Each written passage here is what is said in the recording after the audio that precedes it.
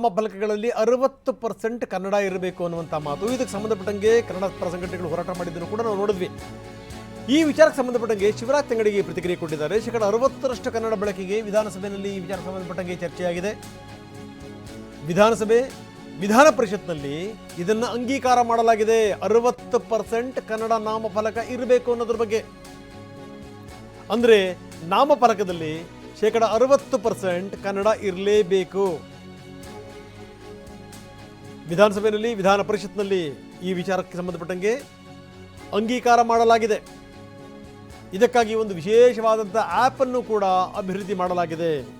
ಇದು ಶಿವರಾಜ್ ತಂಗಡಗಿ ಹೇಳಿರುವಂಥ ಮಾತು. ಕನ್ನಡದೊಳಗೆ ಕನ್ನಡ ಭಾಷೆಗೆ ಕನ್ನಡದನ್ನ ಪ್ರತಿ ಒಂದು ಭಾಗದೊಳಗೂ 60% ಕನ್ನಡದ ಬೋರ್ಡ್ ಅನ್ನ ಹಾಕಲೇಬೇಕು ಅಂತ ನಿನ್ನೆ ವಿಧಾನಸಭೆ ವಿಧಾನ ಪರಿಷತ್ನೊಳಗೆ ದಾಸಪ್ಪ ಸಮಗ್ರ ಕೃಷಿ ಮಾಡಿ 2 ಎಕರೆಗೆ 10 ಲಕ್ಷ ಗಳಿಸ್ತಿದ್ದಾರೆ. ನೀವು ಕೂಡ ಅವರಿಂದ ಕಲಿಬೇಕಾ? ಅವ್ರ ಜೊತೆ ವಿಡಿಯೋ ಕಾಲ್ ನಲ್ಲಿ ಮಾತಾಡಬೇಕಾ? ಈಗಲೇ ಫ್ರೀಡಮ್ ಆಪ್ ಡೌನ್ಲೋಡ್ ಮಾಡಿ. ಅಂಗೀಕಾರವನ್ನು ಮಾಡಿ ಕೊಟ್ಟಿದ್ದಾರೆ. ಅದನ್ನೇ ಆದಷ್ಟು ಬೇಗ ಇಂಪ್ಲಿಮೆಂಟೇಷನ್ ಮಾಡುವಂತ ಕೆಲಸವನ್ನ ಮಾಡ್ತಾ ಇದ್ದೀನಿ. ಅದಕ್ಕೆ ಆ್ಯಪ್ ಬಗ್ಗೆ ನೀವು ಹೇಳ್ತಾ ಇದ್ರೆ ಆ್ಯಪ್ನು ಒಂದು ಡೆವಲಪ್ ಮಾಡಿದ್ದೀವಿ.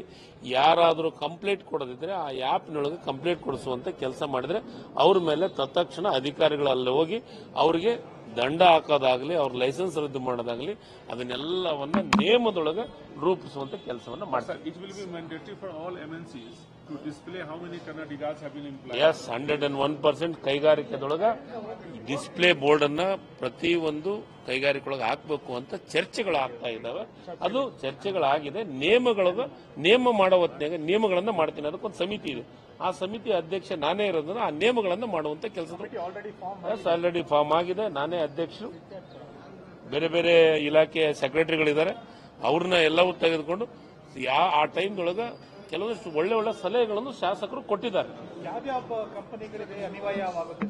ಸರ್ ಅವು ಕೆಲವೊಂದಿಷ್ಟನ್ನ ಅದ್ರ ಬಗ್ಗೆ ಚರ್ಚೆ ಮಾಡ್ತೀವಿ. ಮಲ್ಟಿ ಕಂಪನಿಗಳಿಗೆ ಏನಾಗಬೇಕು ಮತ್ತು ನಮ್ಮ ರಾಜ್ಯದೊಳಗಿರುವಂತಹ ಕೈಗಾರಿಕೆ ಕಂಪನಿಗಳಿಗೆ ಏನಾಗಬೇಕು ಅನ್ನೋದ್ರ ಬಗ್ಗೆ ಪೂರ್ಣ ಪ್ರಮಾಣದ ಚರ್ಚೆ ಮಾಡಿ ನಿಯಮಗಳೊಳಗೆ ನಿರ್ಧಾರವನ್ನು ಮಾಡಿ. ಸರ್, ಈ ನಾಡಗೀತೆದು ಏನಿದೆ ಸರ್ ಆರ್ಡರ್? ಸರ್, ನಾಡಗೀತೆದು ಏನೂ ಇಲ್ಲ. ನಾಡಗೀತೆದು ಎಲ್ಲಾ ಶಾಲೆಗಳಲ್ಲಿ ಎಲ್ಲಾ ಕಡೆನೂ ಮಾಡಲೇಬೇಕು. ಅದು ಕಟ್ಟುನಿಟ್ಟು. ಅದನ್ನೋಗ ಆರ್ಡರ್ ಕಾಪಿ ಮಾಡೋ ಹೊತ್ತಿನಾಗ ಒಂದು ಸಣ್ಣ ಮಿಸ್ಟೇಕ್ ಆಗಿದೆ. ಅದು ಬಿಟ್ರೆ ಬದಲೇನಿಲ್ಲ. ನೋಟ್ ಶೀಟ್ನೊಳಗೆ ಎಲ್ಲಾ ಶಾಲೆಗಳಂತೂ ಬರೆದಿದ್ದೀನಿ. ಕನ್ನಡದೊಳಗೆ ಕನ್ನಡ ಭಾಷೆಗೆ ಇದು ಸಂಗತಿ. ಯಾರಾದರೂ ದೂರು ನೀಡಿದರೆ ಆ್ಯಪ್ ಮುಖಾಂತರನೇ ದೂರು ನೀಡಿ, ನಾವು ಖಂಡಿತವಾಗಲೂ ಕ್ರಮ ಕೈಗೊಳ್ತೀವಿ. ಅದರಲ್ಲಿ ಯಾವುದೇ ಏನು ಸಂದೇಹ ಇಲ್ಲ. ಕೈಗಾರಿಕೆಗಳೂ ಕೂಡ ಕನ್ನಡದಲ್ಲೇ ಬೋರ್ಡ್ ಹಾಕಬೇಕು. 60% ಕನ್ನಡದಲ್ಲೇ ಇರಬೇಕು.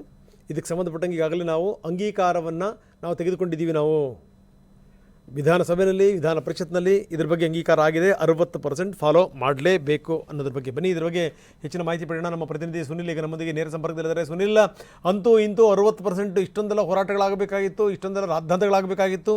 ಈಗ 60% ಕಂಪಲ್ಸರಿ ಹಾಕಬೇಕು ಅಂತ. 60% ಅನ್ನುವಂಥದ್ದು ಹಿಂದೆನೂ ಇತ್ತು, ಇಲ್ಲ ಅಂತಲ್ಲ.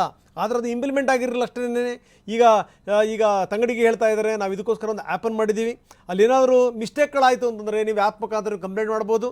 ಕಂಪ್ಲೇಂಟ್ ಮಾಡಿದರೆ ನಾವು ಕ್ರಮವನ್ನು ಕೂಡ ಕೈಗೊಳ್ತೀವಿ ಅಂತ. ಹೆಚ್ಚಿನ ವಿವರ ಏನಿದೆ? ಖಂಡಿತ ರಂಗನಾಥ್, ಪ್ರಮುಖವಾಗಿ ಈಗಾಗಲೇ ರಾಜ್ಯದಲ್ಲಿ ಹಿಂದಿ ಏರಿಕೆಯನ್ನು ಮಾಡಲಾಗಿದೆ ಅಂತೇಳಿ ದೊಡ್ಡ ಮಟ್ಟದಲ್ಲಿ ಈಗಾಗಲೇ ಕನ್ನಡ ಕಾರ್ಯಕರ್ತರು ದೊಡ್ಡ ಮಟ್ಟಿಗೆ ಪ್ರತಿಭಟನೆಯನ್ನು ಮಾಡಿದರು. ಪ್ರತಿಭಟನೆ ಮತ್ತು ಕನ್ನಡ ಪದಗಳನ್ನ ಬಳಸಲಾಗ್ತಾ ಇಲ್ಲ ಅಂತೇಳಿ ಸಾಕಷ್ಟು ಮಟ್ಟದಲ್ಲಿ ಪ್ರತಿಭಟನೆಯನ್ನು ಮಾಡಿದರು. ಒಂದಷ್ಟು ಮಲ್ಟಿನ್ಯಾಷನಲ್ ಕಂಪ್ನಿಗಳಾಗ್ಬೋದು, ಇಂಗ್ಲೀಷ್ ಫಲಕಗಳನ್ನ ಬಳಸಿರುವಂಥ ಜಾಗಗಳಲ್ಲಿ ಹೋರಾಟವನ್ನು ಮಾಡಿ ಮಸಿ ಬಳಿಯುವಂಥ ಕೆಲಸವನ್ನು ಕೂಡ ಮಾಡಿದರು. ಆ ಒಂದು ವಿಚಾರದಿಂದ ಎತ್ತೆತ್ತಿರುವಂಥ ರಾಜ್ಯ ಕಾಂಗ್ರೆಸ್ ಸರ್ಕಾರ ಈಗಾಗಲೇ ಒಂದು ವಿಧೇಯಕವನ್ನು ಕೂಡ ಈಗಾಗಲೇ ಪರಿಷತ್ನಲ್ಲಿ ಅಂಗೀಕಾರವಾಗಿದೆ. ವಿಧಾನಸಭೆಯಲ್ಲೂ ಕೂಡ ಅಂಗೀಕಾರವಾಗಿರುವಂಥದ್ದು. ಪ್ರಮುಖವಾಗಿ 60% ಕನ್ನಡವನ್ನು ಕಡ್ಡಾಯವಾಗಿ ಮಾಡಲೇಬೇಕಾಗುತ್ತೆ. ಕಡ್ಡಾಯವಾಗಿ ಇದನ್ನು ಬಳಸಲೇಬೇಕು ಅಂತೇಳಿ ಈಗಾಗಲೇ ಅಂಗೀಕಾರವನ್ನು ಕೂಡ ಮಾಡಲಾಗಿದೆ. ಆ ಒಂದು ಹಿನ್ನೆಲೆಯಲ್ಲಿ ಆದೇಶ ಕೂಡ ಆಗ್ತಾ ಇದೆ. ಈ ನಿಟ್ಟಿನಲ್ಲಿ ಸರ್ಕಾರ ಕನ್ನಡಿಗರ ವಿಚಾರವಾಗಿ ಧೋರಣೆ ಆಗ್ತಾ ಇದೆ, ಮಲ್ತಾಯಿ ಧೋರಣೆ ಮಾಡಲಾಗ್ತಾ ಇದೆ ಅಂತೇಳಿ ಕನ್ನಡ ಪರ ಸಂಘಟನೆಗಳು, ವಿಪಕ್ಷಗಳು ಏನು ಹೋರಾಟ ಮಾಡ್ತಾ ಇದ್ದವು ಅವೆಲ್ಲವೂ ಕೂಡ ಒಂದು ಉತ್ತರ ಕೊಡುವಂಥ ಕೆಲಸವನ್ನು ಕೂಡ ಮಾಡಿರುವಂಥದ್ದು. ಪ್ರಮುಖವಾಗಿ ಈಗಾಗಲೇ ಮಲ್ಟಿನ್ಯಾಷನಲ್ ಕಂಪ್ನಿಗಳ ವಿಚಾರ ಅಂದರೆ ಬೇರೆ ಬೇರೆ MNC ಕಂಪ್ನಿಗಳು ರಾಜ್ಯದಿಂದ ಸಾಕಷ್ಟು ಲಾಭವನ್ನು ಮಾಡ್ತವೆ, ಆದರೆ ಕನ್ನಡಿಗರಿಗೆ ಉದ್ಯೋಗವನ್ನು ಕೊಡ್ತಾ ಇಲ್ಲ, ಕನ್ನಡಿಗರ ವಿಚಾರವನ್ನು ಕನ್ನಡವನ್ನು ಬಳಸ್ತಾ ಇಲ್ಲ ಅನ್ನೋದು ಆರೋಪ ಕೂಡ ಕೇಳಿ ಬರ್ತಾ ಇದೆ. ಆ ಒಂದು ಆರೋಪಗಳಿಗೆ ಕೂಡ ಸರ್ಕಾರವು ಕೂಡ ಉತ್ತರ ಕೊಡುವಂಥ ಕೆಲಸವನ್ನು ಮಾಡಿದೆ.